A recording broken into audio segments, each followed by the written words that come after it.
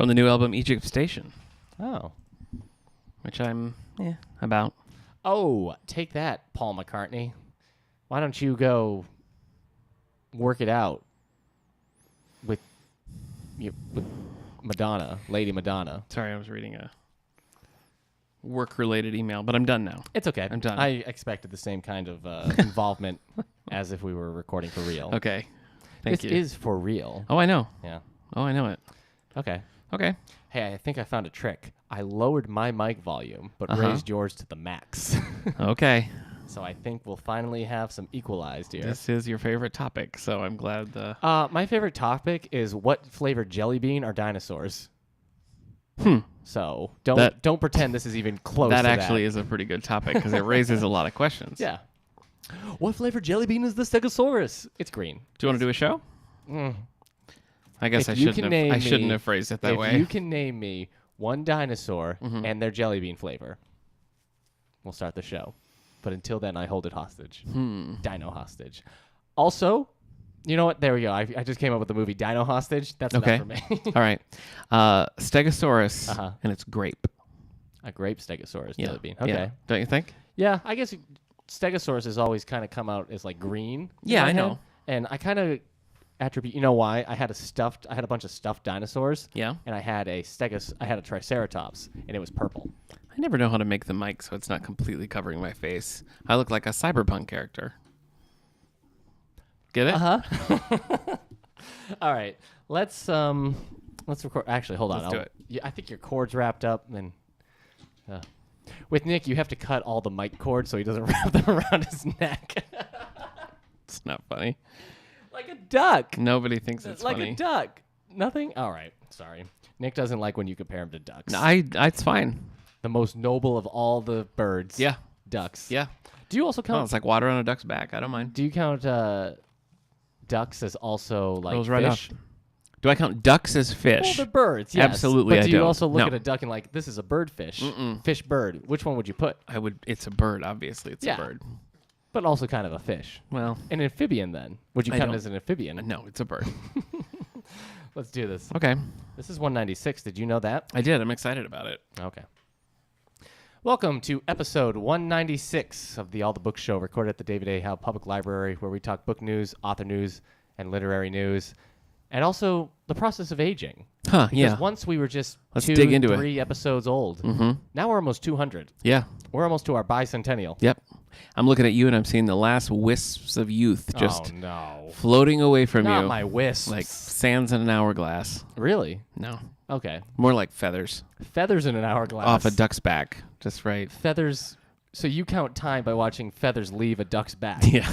Yeah. You're like, well, we're almost duck back a clock. Duck back a clock. Okay. What do you want to talk about today on the podcast? Let's talk about cyber, you punk. Let's do it. It's just Cyberpunk. Cyberpunk. Yeah. All right, and your favorite Cyberpunk is the film Sucker Punch. Is that right? It's not Cyberpunk. I don't know why you keep saying that. It's because of the reaction it gets out of you when I say it. You know when I raised your mic to full volume to equalize it with my lower volume? Oh, my gosh. It didn't work. Now you're coming in loud. Coming in real hot. Coming in real hot. Okay. Yes, well, Eric's absolutely right. Today we're going to be talking about the genre of cyberpunk, which is not a strength of mine, so I'm going to rely on the old string bean next to me here. We'll do some strength training with you later. We'll have you lift a bunch of volumes of Neuromancer I do above your think that'd head. be good. Yeah, the Sci-Fi Book Club just wrapped up reading Neuromancer. We're going to be discussing it today as we record. Yeah. And then moving on to the James S.A. Corey novel Leviathan Wakes. But we thought, what a better time to talk about cyberpunk than right now. Yeah. So Eric's going to school us all. Is that correct? I mean, no, I don't. Maybe not. Okay. Well, let's open up the old books, check the bookmarks, see where we are. Okay. Where's your bookmark these old days, books. my compatriot? Well, I just finished Neuromancer. This was the second time I've read it. Yeah. And I think I mentioned on this podcast that I did not enjoy it the first time I read it, and this time I did. This time I enjoyed it quite a bit. Yeah. And I really liked it. And I think I mentioned this last time.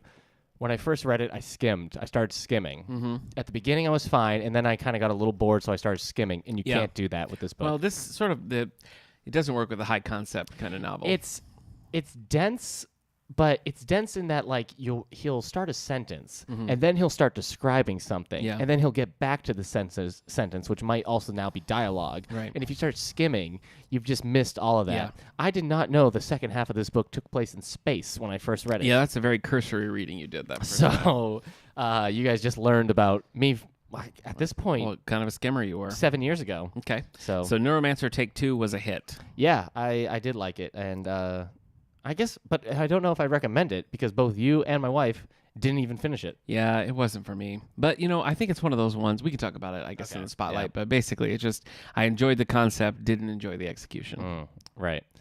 I also saw John Wick 3. Oh, okay. All right. How was that? It was good. Live Brutal. up to the John Wick saga. saga. Halle Berry was very good in it. She was all in for the action her action scene. Okay. Like, yeah. Though during that action scene, I was a bit I was thinking like, oh, this is just kind of ho-hum. Yeah. And then some other elements are added to that action scene. It's like, oh, nice. Yeah, I liked it. It's definitely getting like, this is how crazy the world is. So Lawrence Fishburne is in it. They had an actress in there who probably could have been played by Carrie-Anne Moss. Probably should have been played by Carrie-Anne Moss. Oh, take that, this actress. Well, I'm not saying the actress is bad, but if you have Lawrence Fishburne playing a side character in a Keanu Reeves film, find a role for Carrie-Anne Moss. I doubt she's going to say no. Jessica Jones got canceled with all the Netflix Marvel shows. So she needs the work. Yeah. Well, I mean, maybe I'm sorry, Carrie-Anne. I don't know if you actually need the work. Yeah. But I think you would have had fun, Carrie-Anne. Yeah. I think you would have had a good time. Yeah. If you could let yourself be in the place where you're like, I'm just having fun with my friends Keanu and Lawrence. I think Do you call him Larry? I think Larry probably. Yeah, because Tarantino calls Lawrence Fishburne Larry. Carrie-Anne. So I think you should be able to as well. I agree. Also, I just rewatched The Matrix, Carrie-Anne. How was that? I'm talking to Carrie-Anne Moss right now. Sorry. Thank you. No, what happened was my wife hadn't seen John Wick 1 and 2. Okay. So we rewatched those.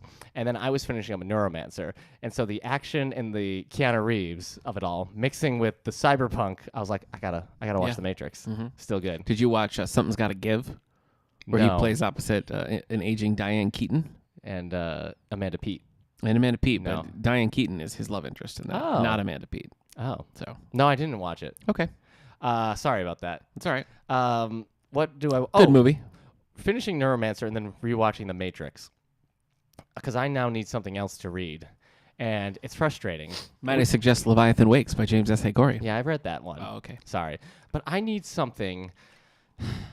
This is going to sound like pretentious. Oh, it will. Oh.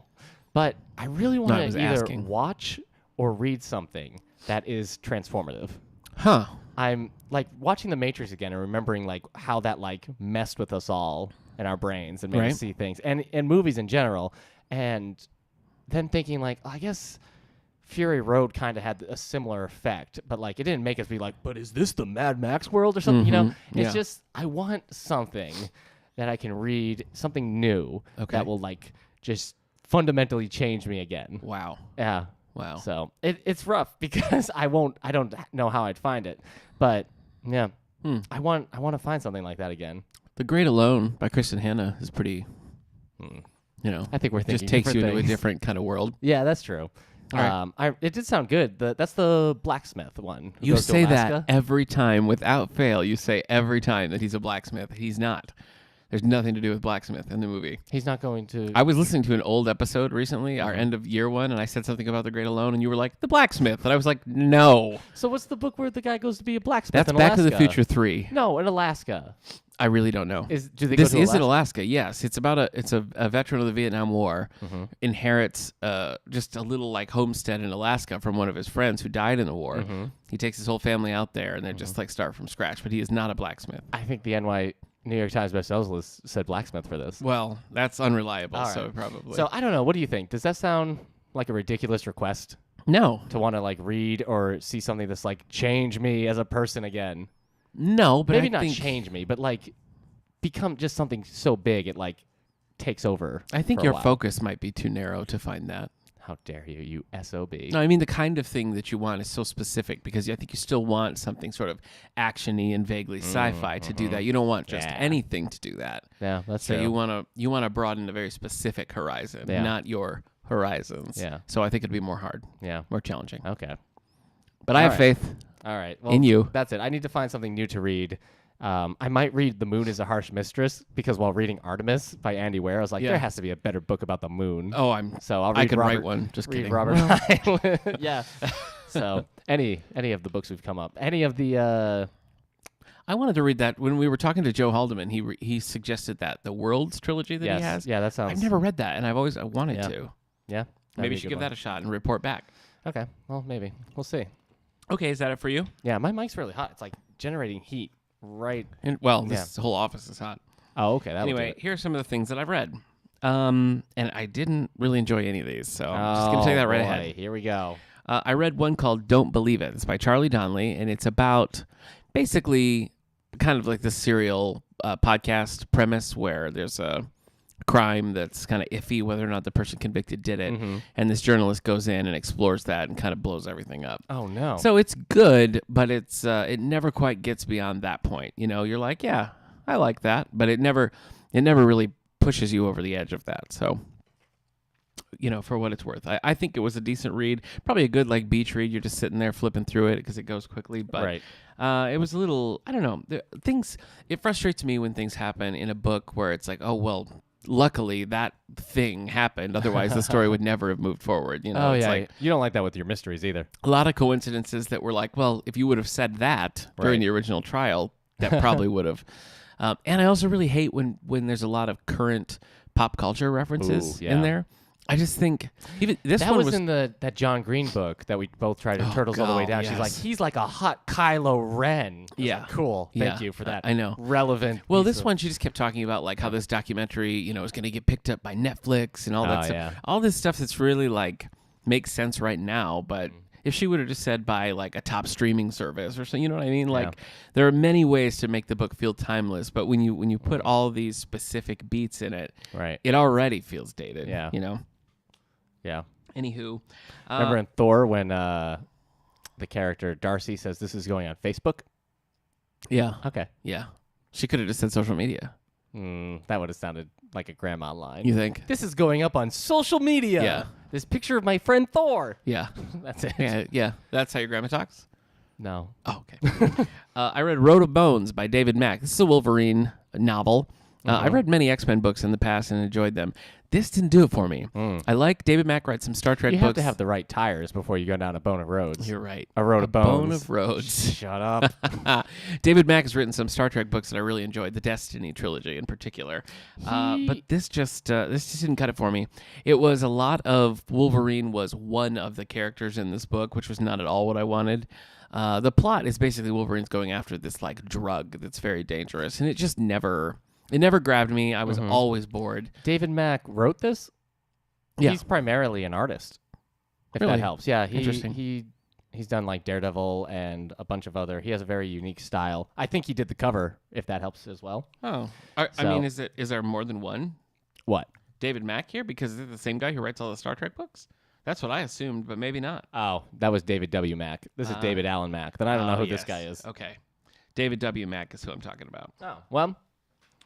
All right. No, you're talking David Allen Mack, who wrote this book, Road of Really? Bones. Oh, okay. Yeah. All right. So David W. Mack is the Artist. I see. David Allen Mack Yes. is the guy who wrote Wolverine, Road There of we Bones. go. Nick Okay. gives it 5 stars. Yeah, I don't give it 5 stars. Okay. I give it less. But like I said, I do like his Star Trek books. Star Trek books. Yeah. Anyway, that was not great. And then finally, I read the second Magic Treehouse book to my son called Night at Dawn. Uh-huh. I just don't like these books. Mary Pope Osborne. Yes, and I know the Magic Treehouse book is like one of the most popular juvenile series of all time. I read the first 2 books when I was a kid. These have been out forever. And I didn't read any more after they're that. just so flat. They're just so flat. I also didn't like that the kids wait till they're young kids. They're like 5 and 6. Yeah.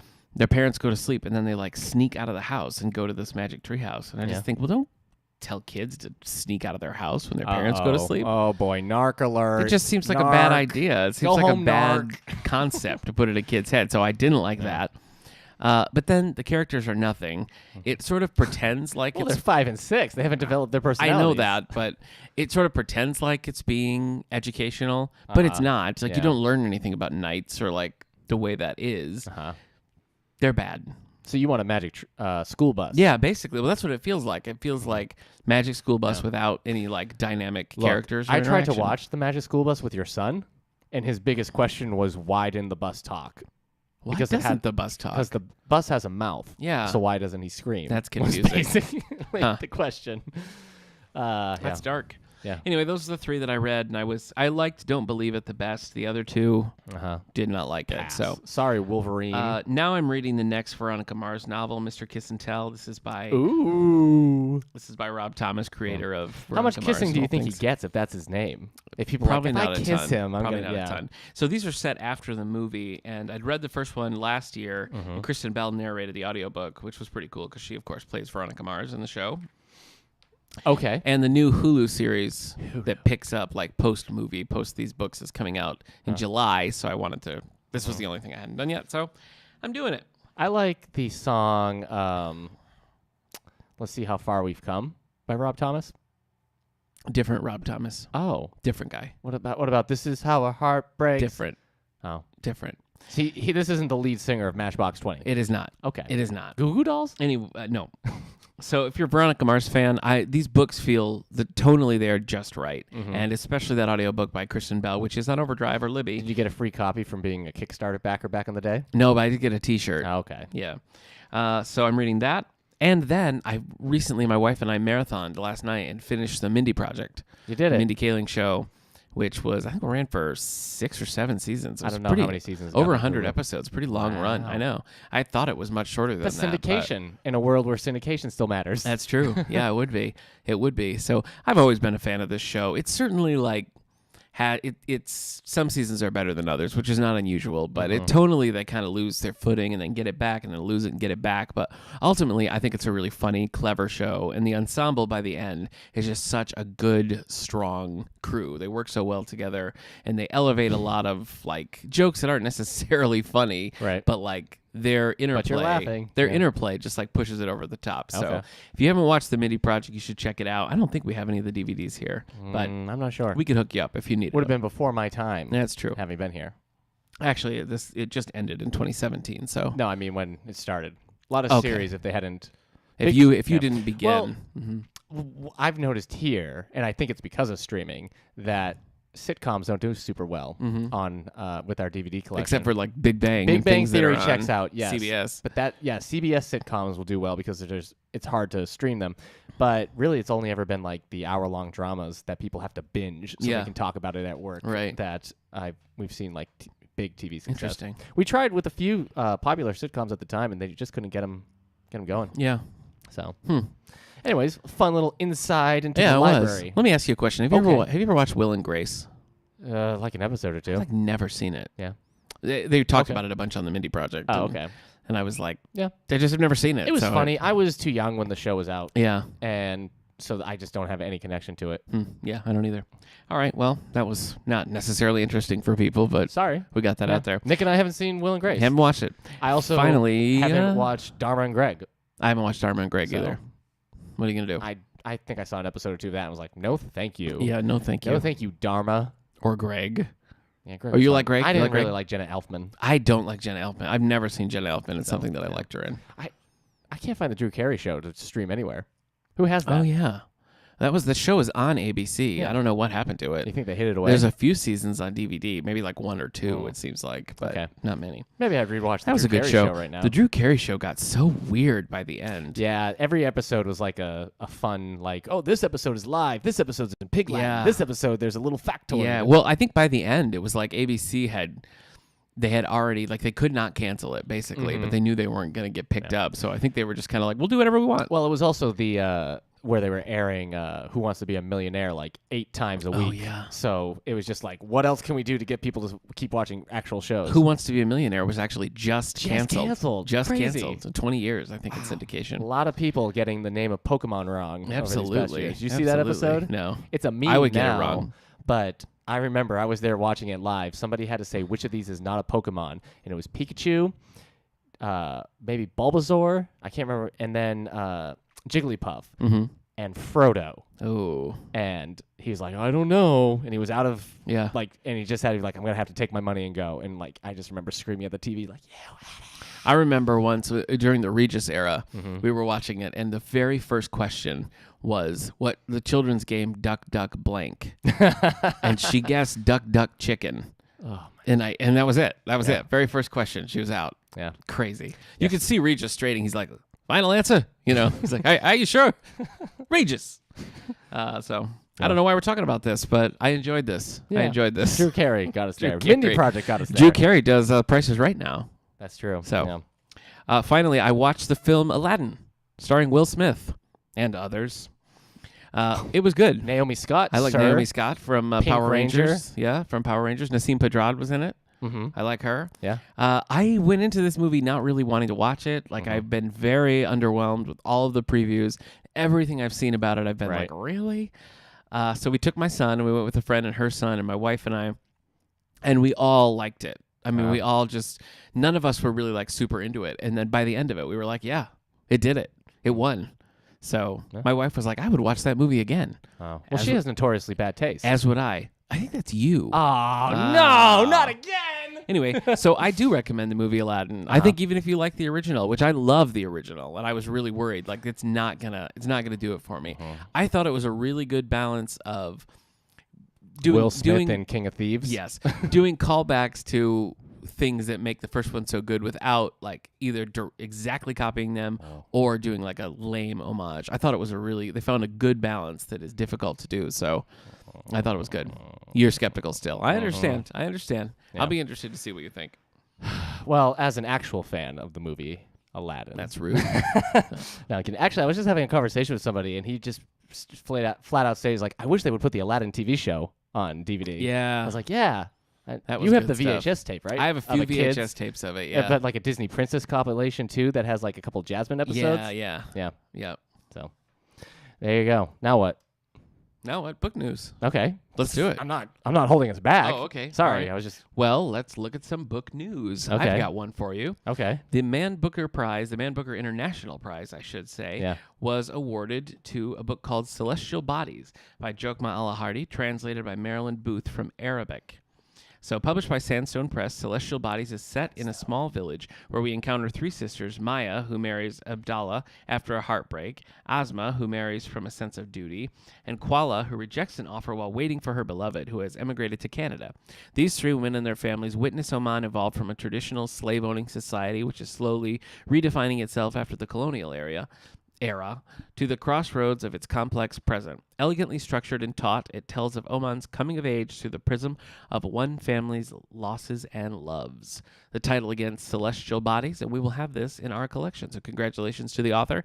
You can find out more about the Man Booker Prize at themanbookerprize.com. This is specifically the Man Booker International, which is manbookerprize.com/international.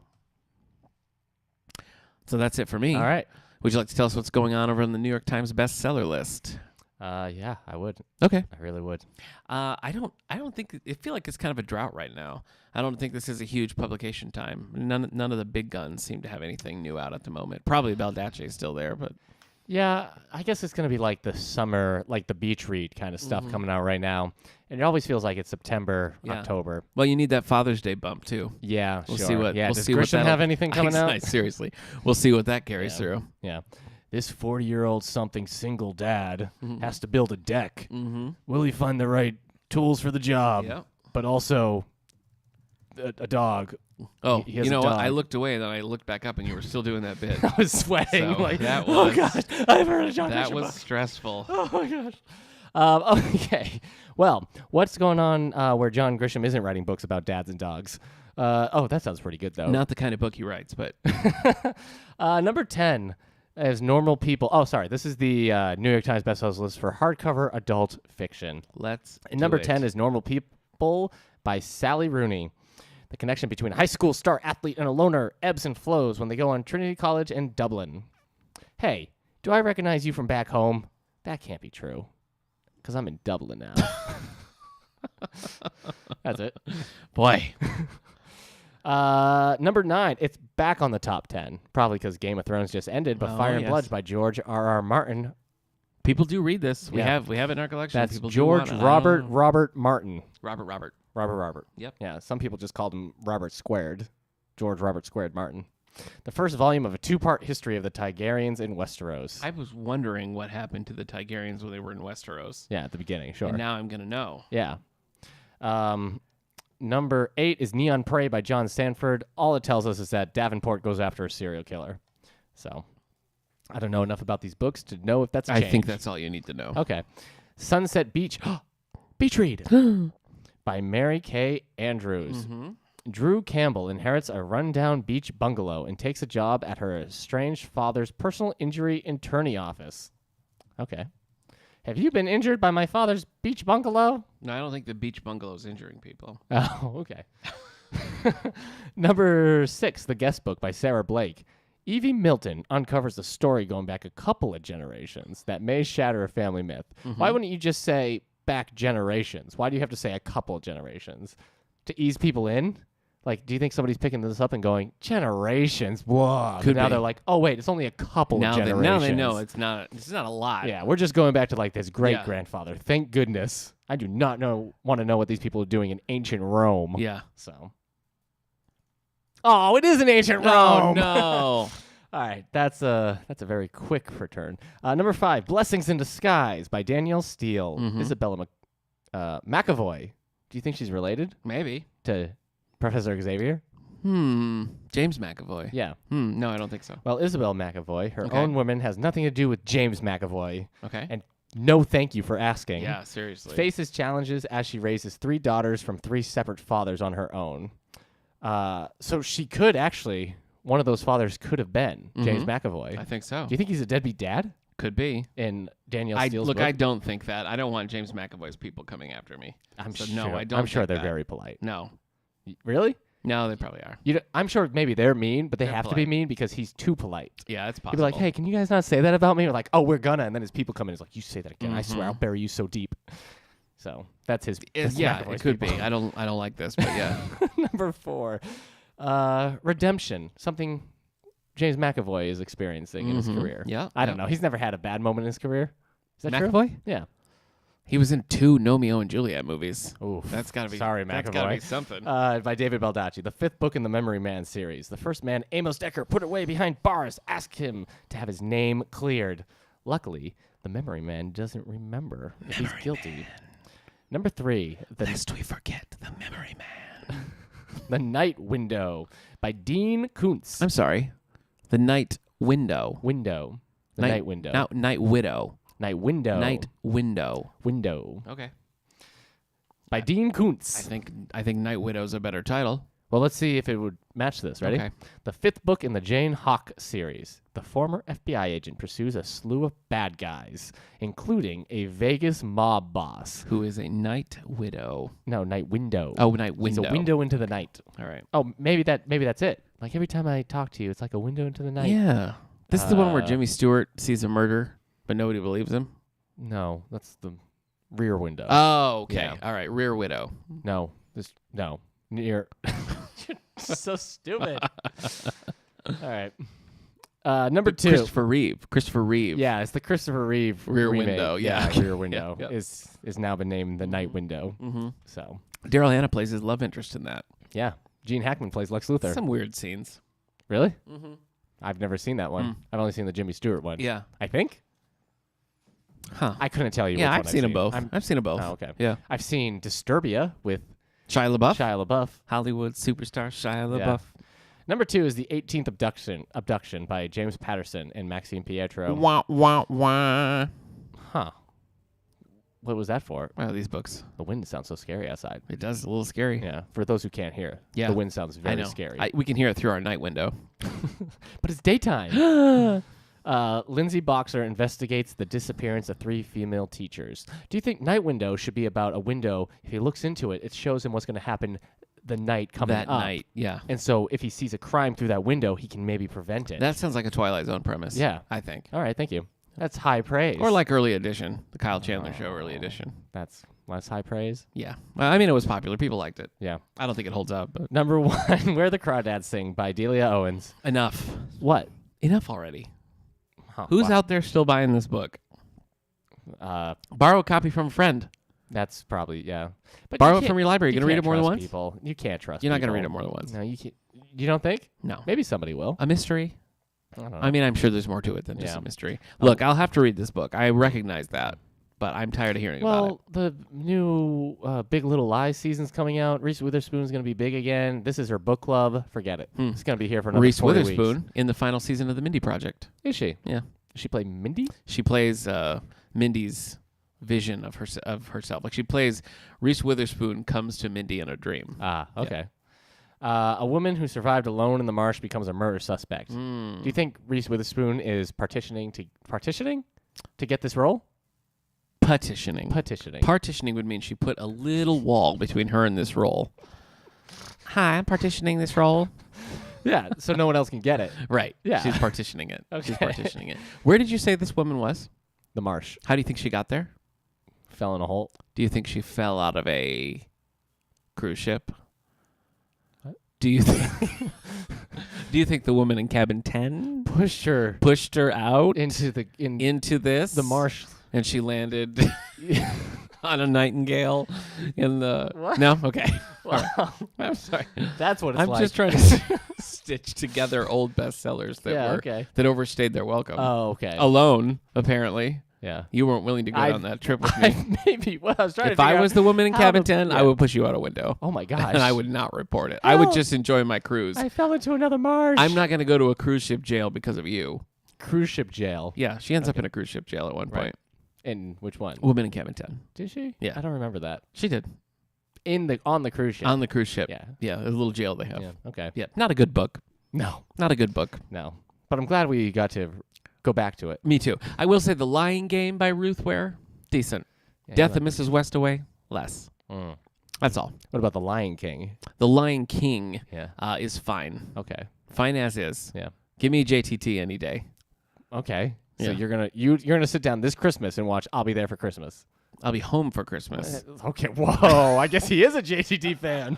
Jeez. I did like that movie when I was a teenager. Really? Yeah. Made you think of your girlfriend that you wanted to go home to? No. Oh. I just liked it. Okay. That's all. Is it funny? Look bad. bad. I don't think so. I don't think it is funny. No. Okay. Yeah. JTT had a minute there, though, didn't he?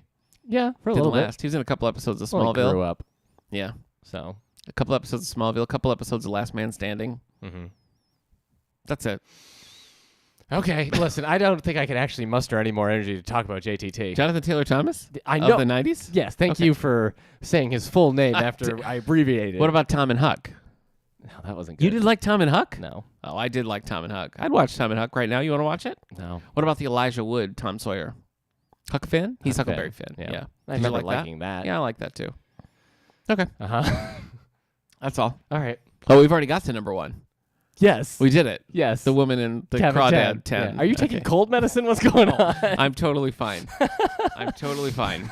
Do you think JTT is in this room right now? No, I don't. Here's my problem. Oh. I recently merged with some cybernetic Okay. implants in my brain. Uh-huh. They needed me to complete their programming. I needed them to go to the next level in human evolution.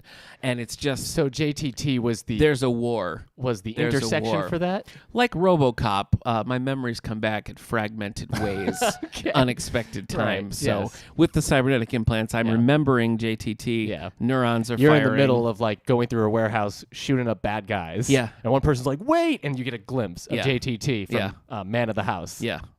And I've never seen Man of the House, but Really? yeah. I I just remembered that I haven't seen it because of my cybernetic implants. Anyway, it's helpful that my cybernetic implants are coming up as a topic today. Yeah, Because it's it goes good. well with the topic that we're going to talk about. We've never brought him up before, but it's actually, you're makes- right, it's a good thing that makes we hadn't. Perfect sense. Yeah, this is the way to We're introduce going to be them. talking about cyberpunk. Yeah. Eric, What? for the folks at home, Uh-huh. tell us give me a definition of cyberpunk. Of Cyberpunk. Yeah. All right. Well, so Zack Snyder, basically, he films a scene of a bunch Okay. of girls in an insane asylum. Okay. And then they have a bunch of, like, sexy fights. Okay. But it represents feminism. Okay. No, you know what? You are describing the film Sucker Punch. All right. What you mean to describe is a prank show with Ashton Kutcher and Dax Shepard. That's just punked. Oh, okay. Yeah. All right. All right. Though, so if they had, like, punked them with emails. That's true. That would have been cyberpunked. Absolutely. Okay. They probably did. All right. I'm going to cut all that out. Oh, No. that's unfortunate. Eric, for the folks at Yeah. home, tell us a little about cyberpunk. So, So cyberpunk, the cyberpunk genre Yes. has been around for a while. It's a subgenre, Okay. if you will, I of will. science fiction. It is the sci-fi of the near future, and not just like when you say like, oh, this is in the near future. This is usually like the future happening in a few hours or like tomorrow. Okay. Kind of The very near future. the very near The future. not too distant future. Yeah. So what that means is it's still usually like a recognizable world and people and everything, but a lot of politics tend to be put on the backside, and because mega corporations tend to be more in charge now. You have a high emphasis on the internet and cyberspace playing a lot of key roles, either an identity or as a tool, Okay. or as just a living space. You have kind of mankind, as Nick himself is, merging with technology Out of necessity. in a way. So cyborg might be going too far. Okay. Though there might be cyborgs in Cyberpunk. Sure. But like usually, such as in the book Neuromancer, maybe you have eye enhancements. I see. Maybe you have something that's recording conversations in your skull. So now you have like a memory implant. You're a memory man. Nice. So those are some key components. Doesn't necessarily shy away from like aliens or something. A lot of conspiracy stories might be happening in Cyberpunk. So the underdog going against bigger corporations and finding out like conspiracies run deeper. Government conspiracies usually. So yeah. Okay. That's a good way of figuring out if you're reading Cyberpunk or not. So usually there's, if it's not taking place in an Asian country, such as the city of Hong Kong or Tokyo in Japan, there is there's normally like a high Asian influence in the culture in those in Cyberpunk, such as Blade Runner. Yeah. Is a Cyberpunk movie. Is that why it's so dull, or it's just Nick, that's just Ridley that's not why Scott's it's dull. pacing? Okay. All right. Yeah. So what's so tell me your introduction to Cyberpunk. Oh boy. So my introduction to Cyberpunk, It doesn't have to be the very first thing. Give me some early.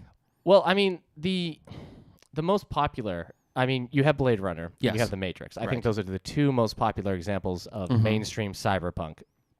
I mean, they're two very different, and Blade Runner didn't really do too much with the internet. Right. But they're both very like cyberpunk. You know, who's human, what's real. Mega corporations in a big way for Blade Runner. The Matrix, cyberspace is very much a big deal. So those are two like different examples, but very popular examples, I believe. So some of the big. So we read Neuromancer. Well, I read Neuromancer for the book club. You couldn't get into it, but you listened to like a 2-hour radio drama. Yeah, I listened to a radio dramatized version done by the BBC, full cast and everything. So I do have an appreciation for the story and all that's going on in it. I thought was William Gibson in Neuromancer.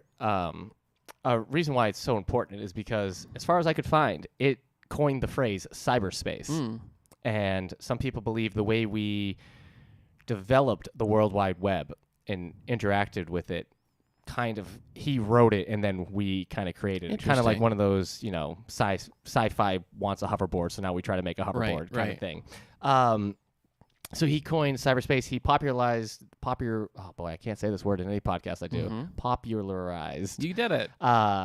Terms like ICE, which is the blockades around programs and stuff in cyberspace. Like Reese Witherspoon's Partitions. Yes. Okay. Yes, exactly like that.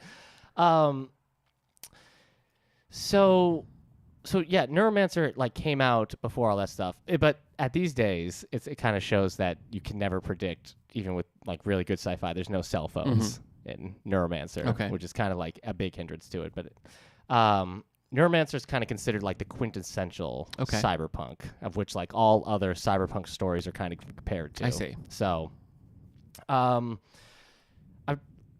Blade Runner, because it deals with robots. So you also get robots. With that one, I think with Blade Runner, did you ever read How Do Androids Dream of Electric Sheep? I actually prefer the Philip K. Dick book, Do Androids Dream, versus the movie. But what they do with because robots is his own genre as well of Right, sci-fi, right. but because of the way mega corporations are shown in Blade Runner, because he's down on the streets. Usually, our hero is like just kind of a schmuck on the Okay. streets, and the streets are dirty, and you don't really see like clean places until you're like in high offices and whatnot. But with the robots, what you're dealing with is like identity and is technology taking over humanity in that kind of way. And Neuromancer does that a little bit with, is AI real? Right. Are we real? And all that, as with the Matrix as well. Questions? No, No. I think I'm getting it. Okay. I wonder if so like when I think of the cyberpunk things that I've seen, like obviously I've seen the Matrix, and there's Yep. other things that I feel like are sort of borderline. Okay. So like RoboCop, for example. Yeah, that's because I'm not an expert on the genre, Yeah. but I suppose RoboCop is bordering there. I mean, mega corporations. You got a guy mixed with technology. It's probably not a bad example. I don't know if like people necessarily, but I think it could easily be there. One that I always sort of think of would be Star Trek: The Motion Picture, where the whole do you remember the Star Trek: Yes. The Motion Picture? The whole premise of Decker this unit. is that Yeah. is that this artificial intelligence goes out and gathers so much data, Yeah. but then it doesn't know what to do with it. Right. And so in order for it to move on, it has to merge with like a Yeah. biological entity to make that connection happen. Would you consider I think that? it's too far future and maybe I too see. much a reliance on alien life. Okay.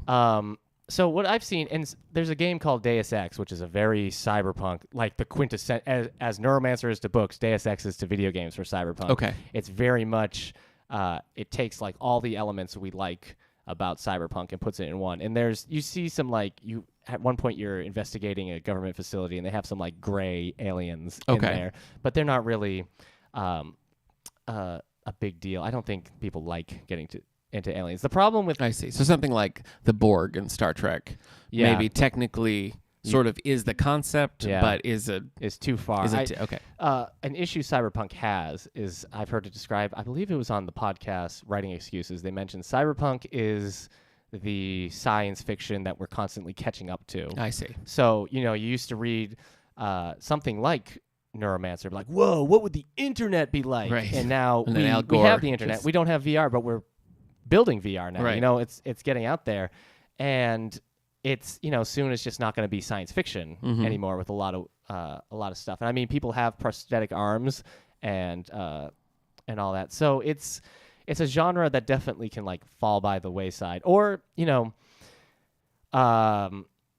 maybe it foresees a technology going one way and we just took it the other way. So Okay. now it looks even more dated than if it had just predicted it in the first place. How like it looked like we were gonna go with flying cars and Yeah. like space stations, but instead we just Yeah. have really cool cell phones. Okay. So the anime film Ghost in the Shell is also a big staple of this. Okay. I get it has kind of like that RoboCop vibe about it. Okay. Basically, the cops in this sector, in which they turned into a Scarlett Johansson film recently. Oh, yeah.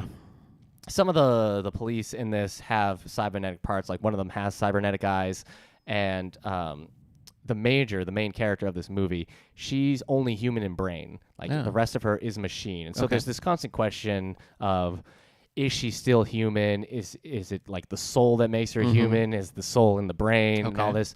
And near the end of the movie, she has to decide if she's going to stay that way or if she's going to merge with another entity and become Okay. like part of the internet. Will she still be human there? And that movie kind of inspired The Matrix and other things as well. Interesting. So, Transmetropolitan, a comic I've read, is that Warren Ellis? Yes. Okay. That's also cyberpunk in that. I mean, it's kind of a ridiculous book, but it's in like a lot of the technology is still the same, but it's dealing with concepts that only a couple of advancements in technology could handle. Okay.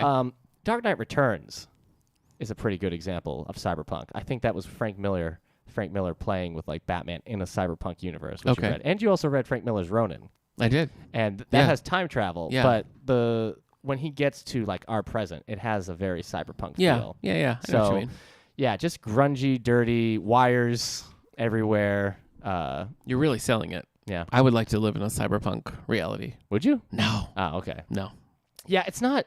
It's a reality that's not necessarily like pleasant Yeah. to look at because That seems like, I mean, again, I haven't experienced a ton, but most of what I have, like the grunginess that you're saying does seem like kind of an important component almost, because the corporations are taking over, so everything's expensive. So you would have to think that like anybody who's like on the ground building their own computers and whatnot, they're going to have to be making it from makeshift parts and, other pieces, putting it all together. So wires are going to be exposed and everywhere. Okay.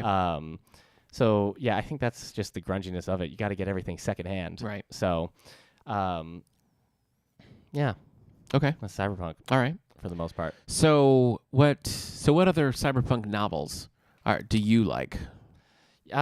See, because I didn't like Neuromancer the first time around, I didn't really get into it. Okay. But I did like Do Androids Dream of Electric Sheep. Okay. He's written a few other books that I need to read. There's one called Snow Crash, that I believe is a Nebula winner, but it could be a Hugo winner, by Stevens. I can't remember the author of that. And Neuromancer is the beginning of a trilogy. Yeah. But I guess it's not like a super connected. And trilogy. I didn't realize until I was looking into this, but the character of Molly in Neuromancer is also in Johnny Mnemonic. Yes, which but is kind of she's funny. not in the movie. Oh. She's in the book, but they changed the name of the character. Yes, Johnny Mnemonic is a Keanu Reeves. And you love the movie. Yeah, right? just watched that movie. Yeah. And it was real bad. You can listen to Derek's takedown of that movie over on the 3 Nice Things podcast. Yes. My wife enjoyed that more than I did. Yeah. But yeah, it's pretty bad. But it's pretty nuts. I mean, at the end, you have like a dolphin with cybernetic implants who's helping Johnny Mnemonic, Keanu Reeves, travel through cyberspace. Was it Echo the dolphin? It wasn't Echo. Oh, well, that's a missed opportunity. Yeah, maybe Echo wasn't out yet. Maybe could it be. inspired Echo. Maybe. Yeah. But yes, that's I guess a decently well-known film. Johnny Mnemonic? I think so. But it's not known for good things. Keanu Reeves definitely like fixed things with the Matrix. I feel like we haven't really had, and I could be wrong about this, but like a really good cyberpunk film in a while. And I guess that depends on how much you liked the live-action Ghost in the Shell movie. Right. So, Is it Lita Battle Angel? Is that not Cyberpunk? That's interesting. I guess I would thought it be. was, but yeah. I'm not an expert. Yeah. You know what? Tell me. The book we just read, Caves of Steel. Yeah. I mean, it's very much just like robots in far Isaac future, Asimov. but it has a cyberpunk feel as well. Okay. I mean, once you start getting too heavy into robots, I think you start veering off into a different genre, into like the AI genre. Okay. More so, like you could count iRobot and you could count Robo Apocalypse, I think. But Okay. I think at that point, maybe you're getting a little too far. What did you think of RoboCop? Which one? Any of them? The first one is very 80s, but entertaining. The new one was had some fun stuff about it, but a little too... The 2014. Michael just Keaton and zero. whoever else. I wasn't impressed by any of the action. in it. Yeah. Yeah, that's So, fair. I I enjoyed liked- it. I I liked the left other being like, stuff. yeah, okay. Yeah. I haven't read any of the RoboCop like graphic novels or the comics that Yeah, that Frank Miller originated did. that. Have you? No. Oh, okay. Yeah, that was Frank Miller stuff. Frankie he Miller. like wrote a script or something, but it didn't get made into a movie, so he turned it into a comic. I see. Yeah, so I don't think it's necessarily as popular anymore. It's a very 80s, early 90s genre. Cyberpunk. It's steampunk is definitely, I think, more popular these days because of its aesthetics. It's a little bit fun. It's more fun to look at a steampunk person than a cyberpunk person with a bunch of cybernetic thing there. Yeah, that's smoking cigarettes and looking like they need to have like a bowl of broth. that's fair enough. So, I have a list here from Gizmodo that has some of the best cyberpunk novels. yeah. according to them. All right. So tell me if you've heard of these. What you think? The Stars, My Destination by Alfred Bester. Oh, I've read that. Yes, that is very cyberpunk, and that's very old. That's like the 50s. But what I thought was amazing was it was in the 50s, but he's basically invented like leet speak.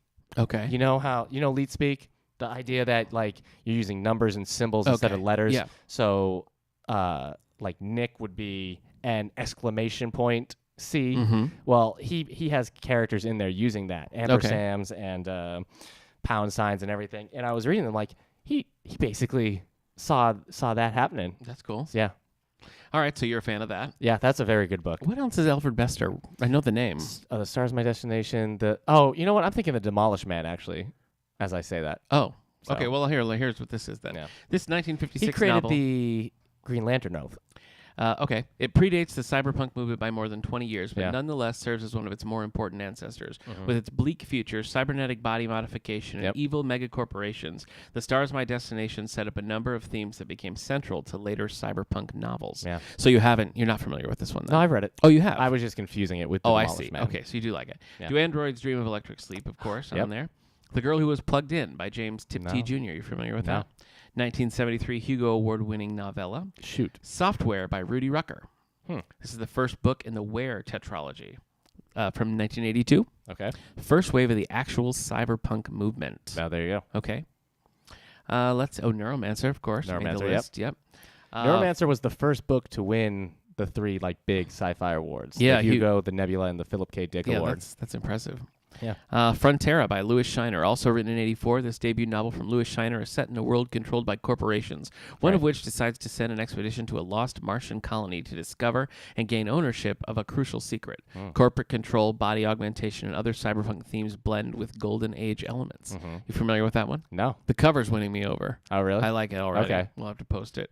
Eclipse by John Shirley. All right. The Glass Hammer by K.W. Jeter. Wow. A lot of titles I am not recognizing. K.W. Jeter's I know has written a lot of Star Wars and other things. Schismatrix by Bruce Sterling. Mirror Shades, the Cyberpunk Anthology. Metrophage by Richard Cadre. Ghost in the Shell. Yep. Of course. Sinners by Pat Cardigan. Snow Crash by Neil Aha, Stephenson. I have You that at mentioned home. that. Yes. Yeah. Neil Stephenson, thank you. Trouble and Her Friends by Melissa Scott. Diaspora by Greg Egan. Transmetropolitan, which you mentioned. Yep. Altered Carbon by Richard Morgan, which we have here in the collection. Yeah, and you actually grabbed a copy of Woken one of the Furies, other books, which I thought was more... Oh, I'm looking at the cover and it looks very cyberpunk. Yeah. It follows the same character. I haven't watched or read Altered Carbon, but No. I keep meaning to read it. So, Down and Out in the Magic Kingdom by Cory Doctorow. huh. Accelerando by Charles Strauss. Yes, I have that at home too. Okay. That's Read. it for this list. Again, that's on Gizmodo. Strauss, yes. Gizmodo.com, io9gizmodo.com. Yeah. We'll share a link to that list. But some interesting stuff in there. This is not a genre that I've really gotten into in the past, as we've said. I think Neuromancer was not for me. Yeah. Yeah, it's definitely... I don't think it... You have to like that kind of grungy... Yeah. Kind of... I mean, it's... You saw Detective Pikachu. I did. I thought Detective Pikachu actually kind of had, like, its city design was veering on cyberpunk. I could see in terms that. of its, like, lighting and everything. You have to... Even I felt like John Wick 2 and 3 kind of had, like, a cyberpunk vision of New York in some ways. But... Okay. Yeah, it's easy to understand why this might not be for some people. Like, even reading Neuromancer, you're just like, man, these people are gross. Yeah. I mean, at one point, it's like, I'm going to have to be online for 8 hours, so he has to have, like, a pee bag. Yeah, it's that's like, cool. Gross. And again, I listened to a 2-hour BBC audio drama, full cast, sounds, some weird sounds. Yeah. Still didn't do it for which you. is fully available on YouTube. Yeah. And I did like I said, I enjoyed the story, so it was cool to hear it. If you're interested in that, we'll also put that on our Twitter page, which is All the Book Show. Mm-hmm. All right. Anything else you'd like to add to our discussion today, Eric Mickles? Not too much. There's a book that we have that's very popular here that I really enjoyed called The Wind-Up Girl. Oh, and that actually has been described as biopunk. It has some cyberpunk elements, but it starts veering off a lot more like biological science fiction, a lot of like bioengineering. And I remember it dealt very much with like calories and how much everything costs in calories. Okay. And so it kind of went like, took cyberpunk, but like, yeah, what if instead of technology, we just went towards like meat? So meat instead of metal. Interesting. Yeah. There you go. Okay. Well, I don't know. The Alfred Bester one sounded good to me, and then Frontera also were intriguing. Okay. But yeah. Yeah, again, I still have to read Snow Crash. And actually, I'm interested to read the next book as part of the Sprawl trilogy. Oh, you're gonna follow it? Yeah. Okay. I think I'd like to. Having read it and be like, oh, this is good. Yeah, 3 novels and a short story Yeah, are in that series. Yeah. Have you read the Johnny Mnemonic short? No. Well, now you have to. I guess I do. You Having definitely seen have the to. movie to see if it's any good. All right. Mnemonic is something else. Well, it's too late for you to join us for our book club this week, but plenty of time to join us for the James S.A. Corey book club on Leviathan Wakes, which we'll be talking about the end of June, so a full month from now as we record. So I hope you can join us for that. Yeah. In other library news, we have a concert coming up on June 13th. The Young Sisters are coming back to town. We've got our regular slew of movies, and the summer reading program and the book sale are coming up very shortly. Yeah. So we got to be getting ready for that. What about you? Anything you want to mention? We're showing How to Train Your Dragon 3 or whatever it's called. Okay. That Brave New World. Yeah. Dragon World. Welcome to Dragon World. Look, we're showing How to Train Your Dragon 3. Money never sleeps. June 7th. Sorry, Michael Douglas. Yeah. And Shia LaBeouf. Yeah. What do you know? Wait. Oh, yes. For a second, I was thinking of that other one with Shia LaBeouf and Alexander Pierce. Help me out here. Oh, I don't know. Alexander Pierce from Winter Soldier. I don't follow Shia LaBeouf's career like you do. Mm-hmm. So the actor, blonde. You can keep saying it, but I won't know. From Please movies. Stop. No, Please help stop. me out. I can't do this. All is lost. Robert Redford. Thank you. No, I haven't seen that. Okay. Well, then we also have a kids hangout at 4 p.m. here at the library and a teen night on Wednesdays at 5:30 p.m. So we're watching a Hunter x Hunter movie. This one is definitely one that I'm just putting on for the kids. Okay. Because I could care less about Hunter x Hunter. You got it out there. Yeah, I just made a bunch of Hunter x Hunter fans upset. I guess you did. But I don't care about it. Right. So. Well, we've got some upcoming literary awards we're going to be talking about. We're going to do an X-Men spotlight. We've got is the X-Men DC icons in the tank. So things are coming down the road. 2 weeks. 2 weeks is our X-Men 2 weeks spotlight. to the X-Men spotlight. Yay. All right. Thanks, everybody, for tuning in this week. Anything else you want to add, Eric? You want to sing a little song? I just want to know, are you ready for your X-Men spotlight? Because you're Sure. basically leading the conversation. Me? Yeah, that makes perfect sense. Makes perfect sense. That and your dinosaur spotlight? Yeah, those are my two. So, those are my strengths. I can't wait to talk about Quantum Leap. It's going to be really good. Yeah. So I can't wait to hear what you have to say about it. About Quantum Leap? Yeah. All right. Thanks for tuning in, everybody. We'll see you next week. And also, bye on Twitch. Bye. That's it? That's all you got? Oh, yeah. They can't hear you. Bye.